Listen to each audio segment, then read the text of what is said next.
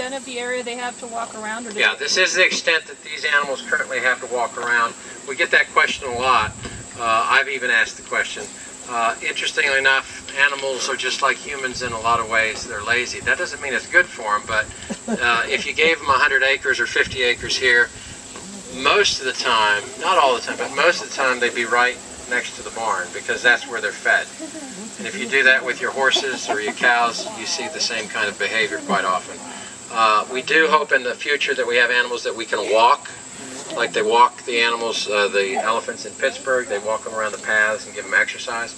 We envision that happening here at some point. Another thing that we can do is we can take the electrical wire. You can't see it that well, but there's 3 strands of electrical wire in addition to the cable.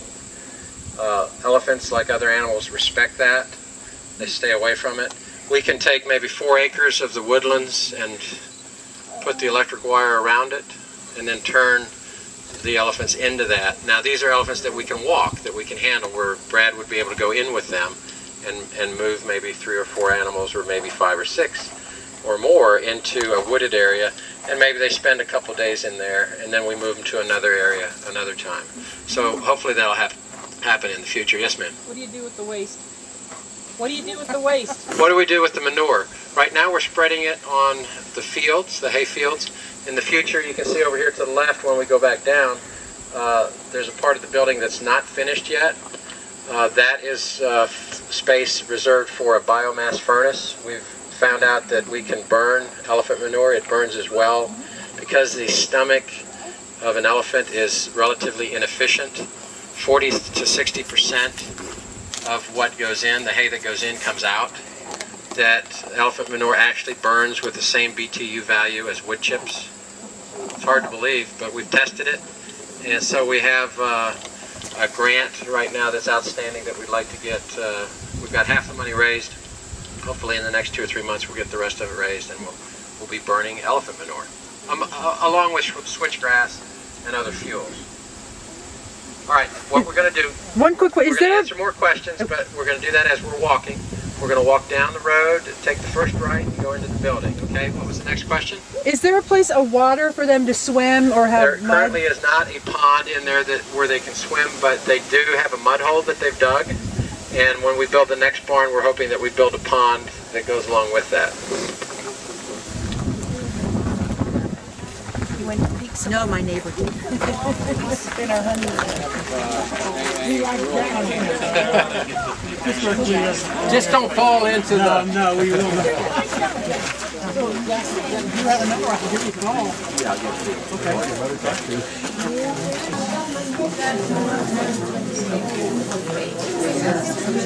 Viewing area.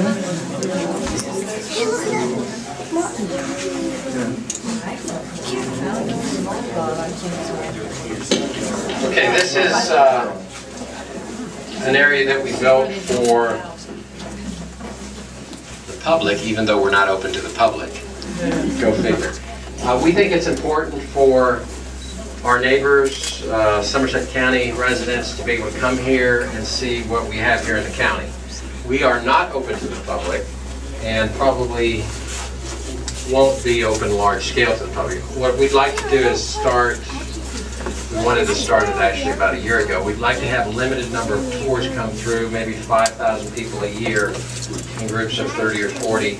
It's important for us that people know what we're doing. In other words, if we don't let anybody in here, all of a sudden your imagination starts to go, oh, what are they doing in there? You know, they're building the new secret elephant robot. So the more you understand and the more we can have people in to see what we're doing, I think it's better for us, it's enjoyable for you, and I think it's important for the county. So that's why we built this room. It's an observation room, so in the wintertime, if we have people come through, we can kind of stand in here, look down at the elephants, and talk a little bit about what we're doing. The building has utilized a lot of agricultural concepts. The ventilation system is from a hog operation. It actually comes out of Canada. It works very well at moving large volumes of air out of the building and into the building. We like to keep the barn at about 55 to 65 degrees in the wintertime. We're currently heated with propane as our primary feeding source. We're hoping that we switch over to the manure and the switchgrass, hopefully in the next 18 months or so, if the grants come through. Again, please feel free to ask questions as we talk. And those folks that are in front here, as we talk, maybe you can mill around a little bit and let other people look into the to what we call the sand room. Now, the next building that's going to be built will be, as I said, 40-some thousand square feet under roof. It will be mostly arena, very similar to like a rodeo. If you go to a rodeo and you see mostly sand, the stalls will be on the side. There'll be offices in front where we house scientists and educators for some of the programming. We don't have time to talk in detail about a lot of the programming, but there's a lot going on in addition to just breeding elephants. Someone had a question over here? Yes? What kind of staff do you have? How many people live in here? How many staff do we have? We have 5 staff right now. 3 of them are elephant keepers. They are full-time. 2 of them live on site. One of them Brad lives down the road about 10 miles. Pat Duncan is our, what I call our ICC, International Conservation Center caretaker. She lives on site, and she and I do a lot of the work on the outside of the elephant barn, and do work like this when we interact with the public. So 5 people right now. We probably won't grow the staff very quickly, but as we add animals and programs, you'll see another person popping up, every other year or so. Yes, ma'am. Either one. Oh, I'm just wondering the water requirements for elephants. Drinking water, and do they have free access to water, both outside and here? We monitor the water that they get to make sure that they have enough, and we have watering inside. There isn't artificial water, if you will, outside, but they dig holes and they tap into the natural water. They've dug mud holes, and so they do have access to it. Okay. How do you get the elephants here? The elephants are transported much like other livestock. There's a big truck. There's 2 of them probably in the country that transport elephants. They're specially custom made, so the inside has really strong iron bars so that they can't break through the hull of the trailer. And they're loaded on, and like a circus would, loaded onto the trailer, and then when we get here we unload them. It's not really rocket science, but there are some specialized folks that know how to do that. Yes, ma'am. How much time would you guess they spend inside versus outside? When the weather's nice, from say late March until December, they're outside more than they are inside. Once it gets cold, from mid-December through first part of March, late March, I'm guessing they're inside. In fact, this last winter they were inside for over 2 months. Just straight? Yeah, we couldn't risk them going out and slipping on the ice. We had so much ice, it was a problem. Now they seem to do very well in the cold. In the wild, in South Africa, it gets down to 17, 16 degrees at night. Of course, it warms up during the day. Not quite as cold as it is here. Their bodies, since they're so large, they work as a heat sink. Their heart only beats 24 times a minute.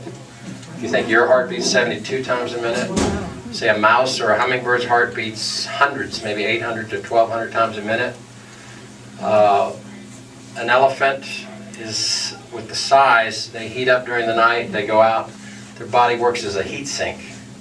So they can go out. In fact, we have friends in near Toronto, Canada, that have probably 15 or 16 Asian elephants.